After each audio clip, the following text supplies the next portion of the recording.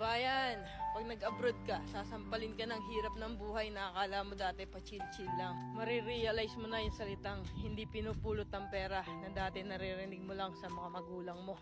Marirealize mo na wala kang dapat pagkatiwalaan dito, kundi sarili mo. Marirealize mo na ang 5 oras na tulog ay sapat na para may paglaban ng isang araw na pagtatrabaho. At matututo kang pahalaga ng bawat sentimong sinasahod mo.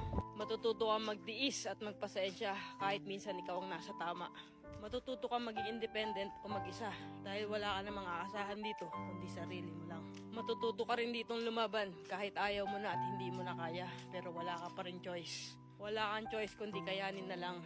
Marirealize mo na hindi pala totoo yung sinasabi nila na masarap ang buhay dito sa abroad. Kasi pag nandito ka na, masasabi mo na lang talaga sa sarili mo na ang hirap pala. At totoo din yung sinasabi nilang lahat na nasa abroad ang pera pero wala dito ang saya. Kaya sa mga nagbabalak mag-abroad dyan, patibayan ng